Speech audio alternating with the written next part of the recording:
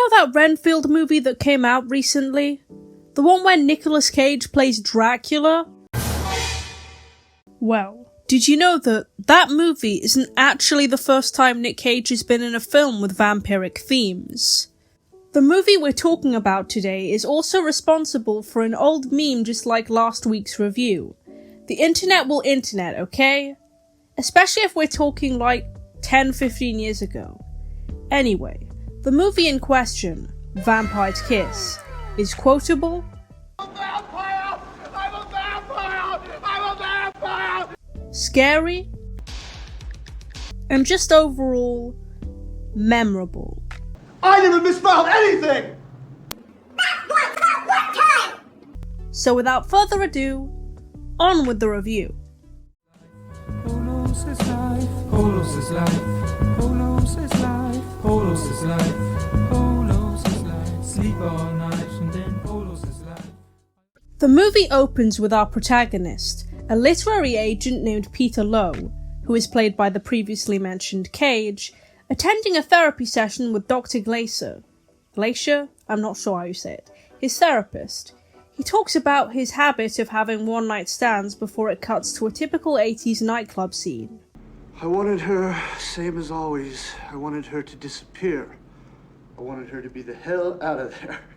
This behaviour of his will lead to a central plot point in the story, so I appreciate that it's literally the first thing we learn about this guy.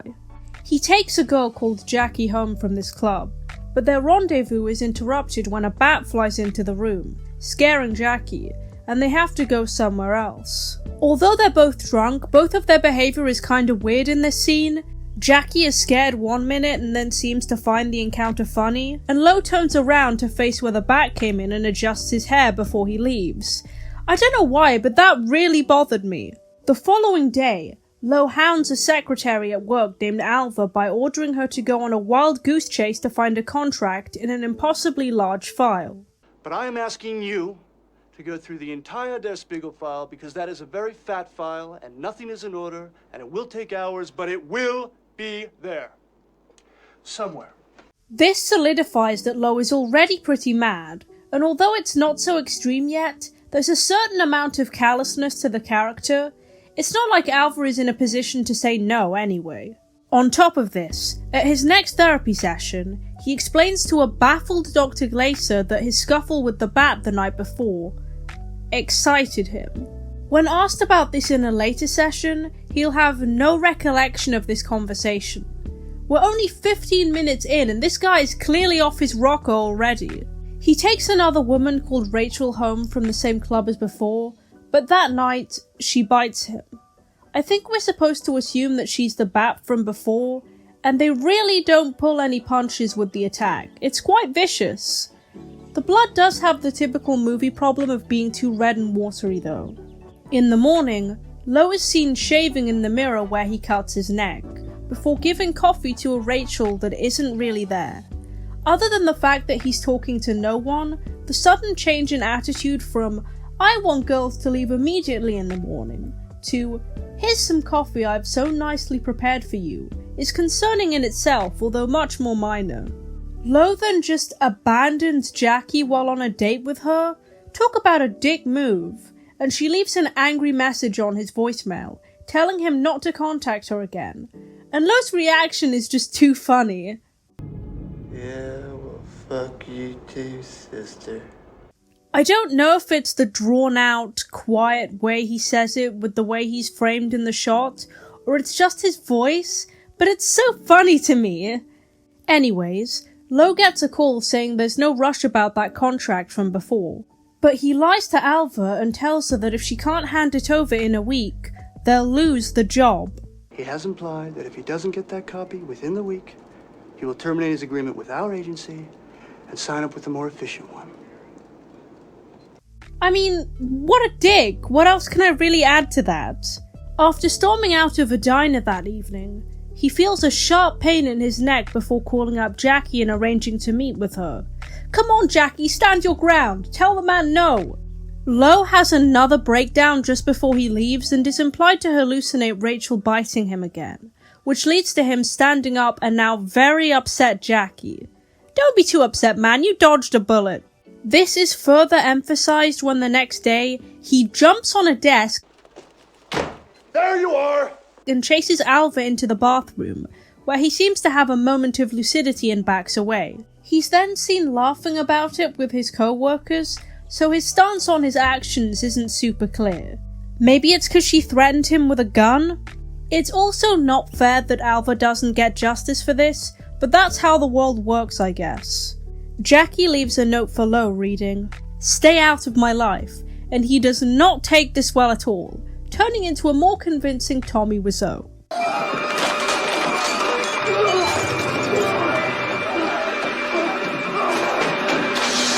In another session with Dr. Glaser, Lo complains that he doesn't understand how Ava can't find the file he wants, and doesn't really understand the concept of misfiling either.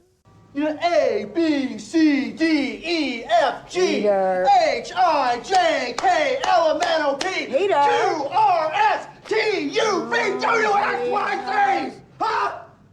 This rightfully disturbs Dr. Glaser. I mean, he responds to the concept like a child.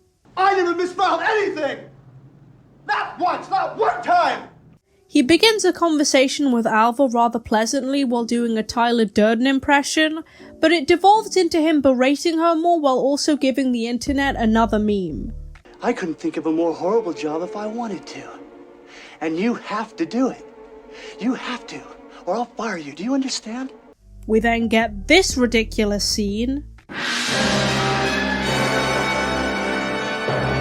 Like, come on, how can you not laugh at this? I've also never seen a church with a neon cross sign. Is this an American thing? Now, this next scene is pretty disgusting. Lo eats a cockroach like he's Renfield, and apparently this was real. Cage being quoted on IMDb as saying, "Every muscle in my body didn't want to do it, but I did it anyway." In the bathroom at work, Lo says that he can't see his own reflection, although it's very clearly there. I've become a vampire. His acting is just so over the top throughout, my god. Poor Alva, who is stuck working overtime thanks to Lo being a twat, finally finds that damned contract. Lo, having finally gone off the deep end, chases Alva across the building before she pulls her gun out. Lo tells Alva to shoot him and he attempts to bite her, hallucinating Rachel in her place. Lo then tries to shoot himself, but when this doesn't work, he accepts his fate. I'm a vampire! I'm a vampire! I'm a vampire! The effect this incident has on Alva is pretty sad. She doesn't want to leave her room even when her family try to get through to her. Meanwhile, feeling unsatisfied with his regular teeth, and not being able to afford fancy expensive fangs despite there being a lot of money in his wallet, Lo settles for those crappy plastic ones. The struggle of finding affordable nice fangs that fit is pretty realistic though. All my vampire nerd homies can attest to this. Lo proceeds to make a fool of himself in public by chasing a pigeon around, catching it, hiding it in his jacket, before eating it at home. Talk about unhygienic, you never know what diseases those things carry. He's also been using an upturned couch as a makeshift coffin, which is creative, I suppose. The following evening, he fights his way into the club before skulking around, doing his best Count Orlok impression. I'd say he's doing a decent job. He approaches a woman in an empty seating area, who at first seems to think he's joking, but then he bites her for real, having had to use his actual teeth. Rachel appears and chastises him before he comes across the real Rachel in the club. He gets into a fight with Rachel's real boyfriend, leading to him getting kicked out of the club. He wanders the streets until dawn, where he approaches people with a plank of wood, begging to be put out of his misery. I'm a vampire. Kill me. Kill me. Alva tells her brother Emilio what happened to her before, and naturally, he doesn't take this news well at all, waiting for Lo outside of his apartment. Concurrently, Lo hallucinates a final meeting with Dr. Glaser, where she hooks him up with his ideal woman, someone who likes the exact same things he does.